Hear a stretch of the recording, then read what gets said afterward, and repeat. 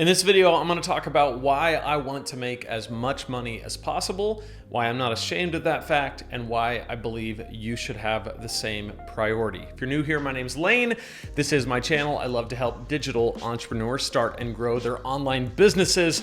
Here on this channel, we talk about everything from how to start an online course business, how to grow it, how to optimize it on Kajabi, how to make money passively. And when I say passive, I don't mean you don't do any work to make it happen. I mean, you set up systems that work for you and create money, like money generating machines for you. So if you're into that and you want to go further, be sure to go to lanesebring.com/super simple.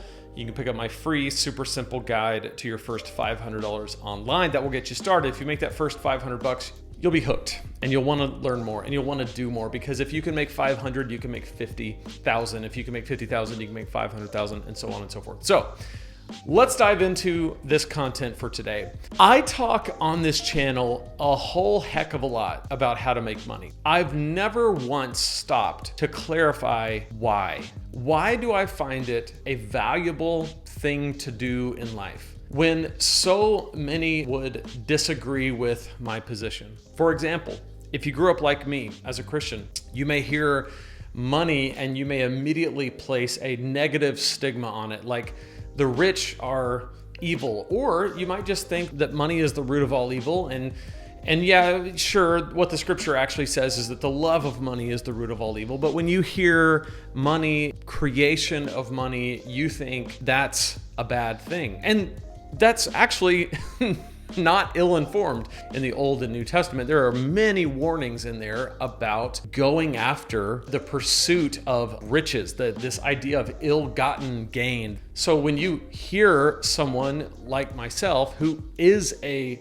follower of Jesus, also talk about wealth creation, you might immediately have a little bit of a stigma. Now, the other side of this might be that there is a massive kind of hatred right now of the rich, the wealthy, this idea that capitalism is the root cause of all the ills in the world. And so if you're on that side of things, you might be like, it would put you in that category of bad person if you went after making money. And so because of kind of both of these ideas, but more the faith-based ideas, I've actually had to go through somewhat of a process in my own heart and mind to really be okay with success, and really the financial success that God has allowed me to have, and really be okay with pursuing more of that. Because I believe there needs to be more money in the hands of better people. There needs to be more money in the hands of people who are going to benefit others with it. There needs to be more money in the hands of people who are going to be generous with it. There needs to be more money in the hands of people who got that money because of how well they served people and how many they served. Those are all very important values to me. Money is both a result and a tool. It's a result of the value that you've created in the world. It's a system of recognition that you did something, so you got money because of it. And it's also a tool. With money in your hand, you can do a lot of things that you cannot do without money. So as we dive into this, I want to share a little bit of my background and the way that I was raised and the challenges that I had that have really led me to where I am right now. I was talking to my daughter just the other day. She's 8. My daughters live a very kind of modern, affluent lifestyle. They don't have a care in the world. They don't even realize how easy they have it. My wife and I are very blessed financially. They don't have a care in the world. And the things that they think are hardships are really not. So I was explaining to my 8-year-old that I was 17 when I got my first cell phone, and I paid for it. I was 16 when I got my first vehicle, and I paid for that. I also bought my own insurance and paid for my own gas. And this isn't one of those uphill both ways in the snow, walking to school kind of old man stories. This is just because we didn't have much money growing up. Most of my friends that I hung out with, all of those things that I just described to you were not paid for by them. They were provided by their parents. So my situation was unique even back then. I grew up in a small town in Oklahoma. My dad was a janitor, self-employed, had a small janitorial business, and my mom worked at Walmart. So between my dad and his self-employed business and my mom working at Walmart, there wasn't a whole lot of money to go around. So I did not come from affluence. I wasn't used to affluence. I wasn't adjusted to affluence. But even at a very early age, I had a knack for and an interest in entrepreneurship. I wanted to do things that created money, and I like to think outside the box. When I was very young, I started a lawn mowing business. It was called Lane's Lawn Service. I did that from 12 to about 16 or 17 every year, and the business grew every year. I also started a vending machine business because I was like, hey, if I can stick a vending machine in a store and sell gumballs, maybe I can make some money doing that. So I bought a couple of vending machines on the equivalent of Craigslist at the time. They were garbage. They didn't work very well. I went around to different businesses, found someone who would agree to let me stick it inside their lobby and share some of the profits. And that worked for a little bit, and I lost interest in that. In my high school, there was these kids that sold candy for the band and for different sports teams. And they would just carry around a little bag with like candy bars in it and charge $1 a piece for the candy bars. So I was like, hey, I want to get in on that. And so I went to Sam's, which is like another version of Costco, and I bought a bunch of candy at wholesale prices, took it to school, sold it at a markup, and had a great little business going, made a lot of money until the principals eventually found me out and shut me down, because apparently you can't sell for yourself. Everybody asked me what I'm selling for, and I would just say, me. I should have been smarter. But I knew even at a young age that if I was gonna have anything in life, I was going to have to work for it. And if I'm gonna work for it, I might as well work smarter, not harder. Then I felt a very strong calling into ministry, and I did pastoral ministry for 15 years, 4 different churches in 3 different states. I did it as an intern for a few years, and then I did it full time in 10 years in one church and 3 years in another. And in that, I had to just kind of get by on what they pay pastors, which unless you're a mega church pastor, a lead pastor of a mega church, or you're famous in some other way because you write books or speak, there's no way that you can make a ton of money as a pastor. There's a few people who make a lot, and the rest of us are just paid a very modest wage. No one's getting rich off of that game, except for the guys at the top. So for 15 years of my career, that's the way that I lived. Well, as expenses get bigger, as you get a family and as you bring kids into it, you have to start getting creative about, okay, I only make X amount. It doesn't look like this is ever going to change. I've got to figure out how to make money online or some other way. Sometimes people get second jobs. For me, I decided to do it online, start looking at and researching, how do I do this? So I started researching videos on how to make money in any possible way I could. That led to a lot of different things. I ended up starting Preaching Donkey, not to make money. Actually, at first it was just a blog. It was more of a hobby. And then later I realized that you could actually monetize that and make money out of it. And I was like, oh, okay, now it's turned into an entire course, online course business with books, coaching, courses, the whole thing. And then I ended up starting this brand, my personal brand, to teach other people how to do that. But all of this started because I was in a situation where my income was limited, because the industry that I was in is not an industry that you go into for the money. You make just enough to live on, and you do it because you're called to it and you love it. Well, as I got into business, and really as I got into Preaching Donkey, my other online business, and realized that really my heart and my passion were about serving pastors, not being a pastor anymore in a kind of proper, employed by a church type of way, I had to figure out, how do I make an exit strategy from my full-time job as a pastor to serving pastors with an online business over at Preaching Donkey? The answer to that question is, you guessed it, money. It takes money to leave your job. So I had to figure out, like, how do I make money online? And then I started realizing that it's quite possible to make a lot of money online. It's quite possible to make this type of business scale in such a way that it dwarfs anything that you could make in, especially in a nonprofit space like pastoring. this type of business can just far exceed anything that you could do in a 9-to-5 job, especially working for a nonprofit. So fast forward to today, where I've got 2 different online businesses, Preaching Donkey and my personal brand here at Lane Sebring. Over at Preaching Donkey, I do coaching of pastors and their communication. Here at Lane Sebring, I help online business owners start and grow passive income style online businesses. Those are the 2 kind of parallel tracks that I'm running. And in that, I have set an income goal between all of my businesses, well, 2 of my businesses, the 2 that I have. My income goal is to hit $100,000 a month by the end of 2025. So $300,000 total this year, $600,000 total next year, and then $1.2 million in 2025. So by the end of 2025, I want this business to be grossing $100,000 a month. Now, I want to talk about why I want to make that much money, because here's the thing. I already make plenty of money to live on. I already have a great lifestyle, nearly multiple 6-figure business, just shy of multiple 6 figures, but it's plenty. The margins on this business are very small, 10%. So whatever comes into the business, I typically keep 90 of it in terms of what we actually pay ourselves. The expenses on an online business are incredibly low. The overhead is low. I talk about this all the time on my channel. So why do I want to go from where I'm at, where I make more than I did when I was a pastor by a long shot, and I make quite a bit more than the national median average thing. So why would I want more? Why would I want more when I could just be satisfied where I'm at and call it a day, hang my hat, and just let the chips fall where they may? Why would I want more if you have the kind of background that I have, where you are made to feel as if anybody who's wealthy is doing it wrong and they are loving money and they're, in that case, in sin?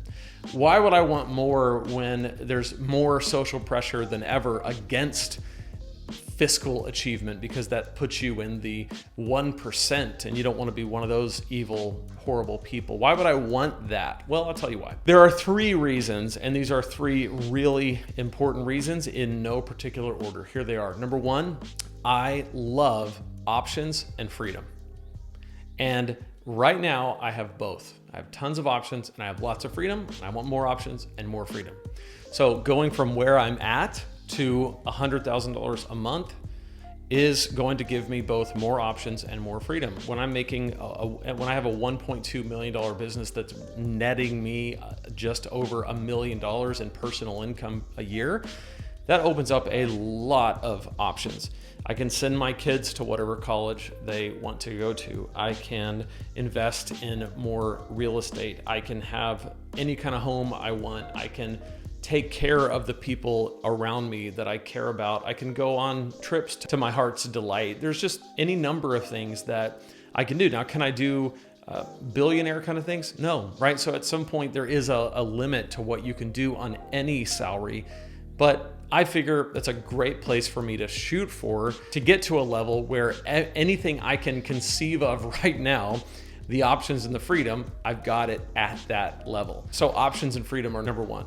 Number 2, generosity. I want to tell you a story. In 2021, I was 6 months into this business as a full-time venture. 6 months. I had left my full-time job at the last church that I worked at, and I was doing this full-time. And I was not making enough to live on. The business was growing, things were looking good, but it was nowhere near enough for us to live on. And I have a family of 6, and I'm the sole income provider. My wife and I, at the beginning of 2021, felt like God was telling us to be generous. The word for the year for us was generosity. So we decided, you know what, even if it doesn't make sense, even if it puts us in a bind, we're just going to meet needs wherever we can find them. And so that's what we did. We met needs all over the place. If somebody had a need, we met it. And there were some cool stories that came out of that. There were people that kind of, I believe, God put in our path, and we were uniquely positioned to meet that need. Whether it was money, and in a lot of cases it was, whether it was helping someone take a mission trip, whether it was helping somebody get out of a tough financial situation, we just gave, and we gave without really having to think about it, because that's what we felt led to do. In that same year, my business revenue tripled. Some people might say, well, it tripled because God blessed your generosity. And I think there's something to that. Other people might say, well, it tripled because you just have an abundance mindset when you give, and that opens up. If your hands are open, you can both give and receive. And so there's something to that as well. I think both of those things are true. I think the business also grew because of the type of person that you become when you give. You feel more capable. You feel like you're bringing your best. You feel a bigger sense of abundance, that you're bringing more to the table. All of that stuff is there. So when we think about how much we make right now and how much we give, because we didn't stop doing generosity just because 2021 ended. We've kept this going. And what we have found is that giving is one of the most rewarding things that you could possibly do. We absolutely love to give. We live to give. It is incredibly fun to meet needs. And I want to do that at a much higher level and on a much more consistent basis. I love to give. I was sitting in church just the other day. The pastor was talking about a single mom of 3 kids who just moved to the area. And in the process of moving here, she was scammed by a company posing to be a rental company, got her set up with a house, and it turned out that they didn't have the rights to rent that house. And so she actually was evicted by no fault of her own and lost the nearly $5,000 deposit that she paid. So he told this story. He said, if you want to give to help this woman, you can give. Well, immediately we took out our phones, got on the app, gave $200.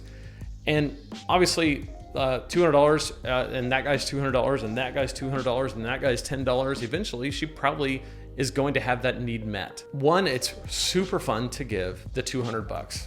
Felt great. It would feel much better to give $20,000. To just say, hey, you know what? I want to take care not only of the $5,000 that you were scammed out of, I want to get you set up with several months worth of rent so that you can hit the ground running and not have to worry about this for a long, long time. Those are the reasons why my wife and I want to make the kind of money that we want to make. It's not because of just options and freedom. Sure, I want options and freedom, absolutely. I live on the Emerald Coast of Florida. I want to live where I can see the Gulf. That would be amazing. But what's more rewarding than waking up every day and having a cup of coffee looking at the beautiful Emerald Coast, Northwest Florida, it's taking what you've earned, the assets you've been given, and having enough margin to actually be a blessing to someone else. That's what life's all about. I love that. I want to do that at a high level, and I want to do it consistently. And so I don't think I'll be done at $100,000 a month. I have no doubt that I will not want to stop there. I want to hit $1 million a month. And it's not because I want a bigger house. At some point, the house is big enough. It's because when you have this massive excess between what it takes for you to live a great life and what's left over, you can give at an incredibly high level. And we've decided to give even when we are not at a massive high level, and we look forward to the time where we can give at an even bigger level than where we are now. So options and freedom, yes, 100%. I make no bones about it. I work hard, I work smart, and I want to live a great life. I want to also be incredibly generous. I would love to set my parents up in an amazing way. I hope to show at some point what I can do for my parents and for those close to me. And then finally, number 3, the game of it. I love the game of making money. It makes me happy. It's fun. I never got into video games, and I'm not that great at sports. But I figure if I can develop one skill and get good at it, it's making money. And I love the game of it. It's challenging, it's fun, and if you win, you win big. It's kind of fun. So those are my reasons why I think more money in the hands of better people makes a better world. So call it capitalism, call it whatever you want. I don't care what you call it. I'm trying to do the best I can in the short amount of time that we have on this planet. And I can't take any of it with me, which is why at the end of the day, options and freedom plus generosity equals why I want to make as much money as possible. And I hope to over the next 10, 20, 30, 40 years, however much God gives me. If you want to know how you can start the kind of business that I'm talking about that scales almost infinitely, where making money becomes not easy, but simple, go to lanesebring.com/super simple and I'll show you the whole business model there. That's a great place to start. Check out this playlist if you want to know more about starting an online business. Thanks for watching. I'll see you in the next video.